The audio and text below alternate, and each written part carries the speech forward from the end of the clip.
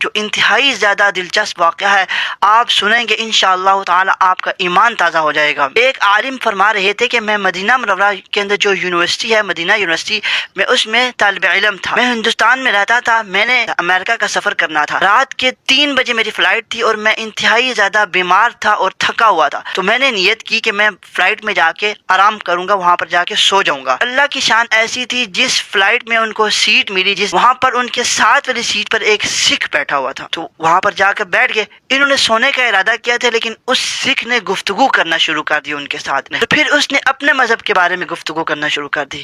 تو مولانا فرماتے ہیں کہ میں نے اس کے مذہب سے گفتگو کو ہٹا کر اپنے اسلام کی بات کرنا شروع کر دی، اس کو اسلام کی دعوت دینا شروع کر دی۔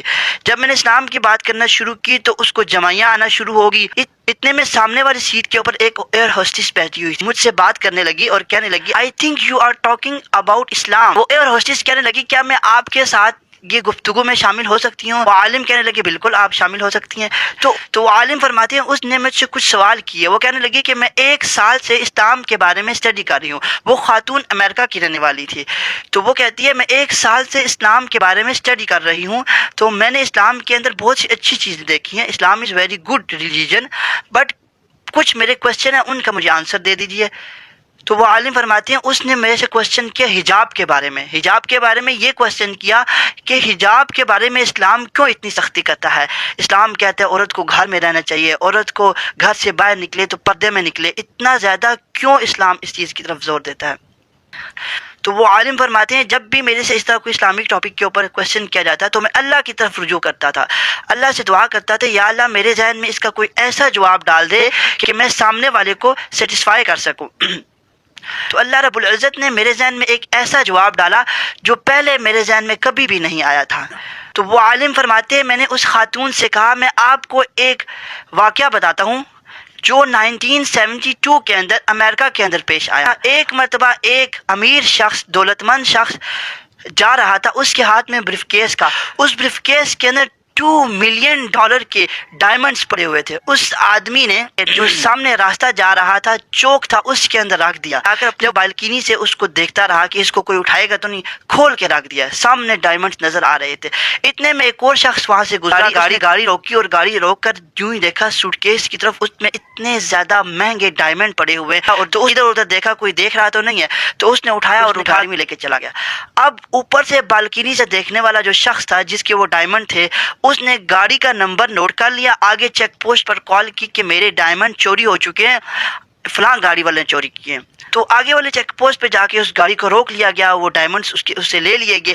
تو یہ کیس امریکہ کے ہائی کورٹ کے اندر چلا۔ جب یہ کیس چلا اس وقت ہائی کورٹ نے ایک فیصلہ دیا، ایک ججمنٹ سنائی۔ وہ عالم فرماتے ہیں کہ وہ ججمنٹ میں نے اس خاتون کو سنائی۔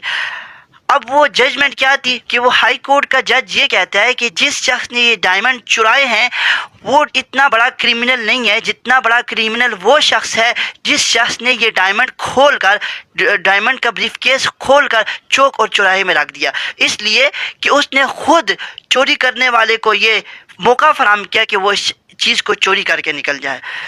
تو جب یہ واقعہ ان عالم نے اس ایئر ہوسٹس کے سامنے رکھا تو وہ ایئر ہوسٹس کنفیوز ہو گئی، کہنے لگی آپ مجھے کیا سمجھانا چاہتے ہیں؟ ان عالم نے کہا میں یہ سمجھانا چاہتا ہوں کہ جس طرح وہ ڈائمنڈز جو پڑے ہوئے تھے اس کو کھول کر سامنے رکھنا جرم ہے، اسلام کی ہر خاتون، اسلامی گھرانے میں رہنے والی ہر بیٹی وہ ان ڈائمنڈ سے زیادہ قیمتی ہے، ان کو زیادہ اپنے آپ کو پروٹیکٹ کرنا چاہیے حجاب کے ذریعے، پردے کے ذریعے۔ تو وہ ایئر ہوسٹس کہنے لگی میں آپ کے آنسر سے بالکل سیٹسفائی ہو چکی ہوں، لیکن یہ تو ایک کوشچن تھا میرا، مجھے اور بھی بہت سے کوشچن کریں، لیکن آپ کا ایئرپورٹ تو قریب آ چکا ہے، آپ ایسا کریں مجھے موبائل نمبر دے دیں، میں آپ کے موبائل نمبر پر آپ کو کال کروں گی اور بھی بہت سے آپ سے کوشچن کے آنسر لینے ہیں۔ وہ عالم فرما رہے تھے میں اس وقت اسٹوڈنٹ تھا مدینہ یونیورسٹی کے اندر، اس وقت میرے پاس موبائل تو تھا نہیں۔ تو وہ عالم کہنے لگے اس خاتون سے میں آپ کو اپنے ہاسٹل کے چیف وارڈن کا نمبر دے دیتا ہوں، آپ مجھے مہینے میں کال کر دیا کریں، اگر میرے پاس ٹائم ہوگا تو میں آپ کے سوالات کے جوابات دے دوں گی۔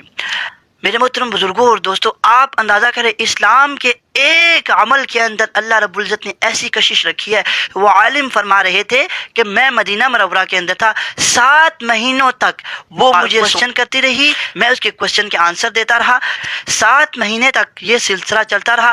اس کے بعد رمضان المبارک کی 27ویں رات تھی، مدینہ منورہ میں دن تھا اور وہاں پر 27ویں رات تھی. اس وقت دوبارہ اس خاتون نے مجھے فون کیا.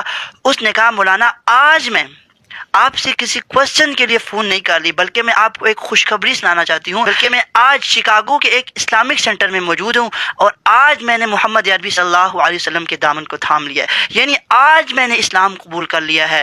اس وقت وہ عالم کہنے لگے اللہ کا فضل ہوا، کرم ہوا، ایک حجاب جیسے عمل کے بارے میں نے اس کو سیٹسفائی کیا تو اللہ اس کے کوشچن کے آنسر دیے، اللہ رب العزت نے اس کو اسلام کی دولت سے نوازا. اس کے ساتھ ساتھ وہ عالم کہتے ہیں کہ میں مدینہ منورہ میں تھا، میں اس کے لیے ہدایت کی دعا بھی کرتا رہا، اللہ رب العزت نے اس کو ہدایت کی دولت سے نوازا. تو میرے محترم بزرگوں اور دوستوں، ہم میں عرض یہ کر رہا تھا نیک عورت کے اندر جو صفات پائی جاتی ہے اس میں سب سے پہلی صفت ہے حیا کا ہونا، پردہ دار ہونا، کیونکہ اللہ رب العزت نے قرآن مجید نے ارشاد فرمایا.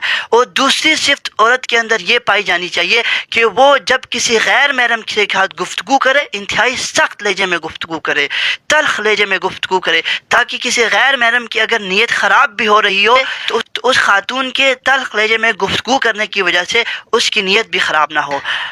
اور اس کے ساتھ ساتھ جو تیسری صفت پائی جاتی ہے وہ تیسری صفت یہ ہے کہ وہ نیک خاتون ہمیشہ صبر کرنے والی ہوتی ہے. اگر اس پر کوئی مصیبت آئے تو وہ ہمیشہ صبر سے کام لیتی ہے. تو یہ کچھ ایسی صفات ہیں جو نیک خاتون کے اندر پائی جانی چاہیے. تو اللہ رب العزت سے دعا ہے کہ اللہ رب العزت ہم سب کو دین کی سمجھ عطا فرمائے اور جو کچھ خاص ہونا اس پر عمل کرنے کی توفیق عطا فرمائے. وما علینا الا البلاغ المبین.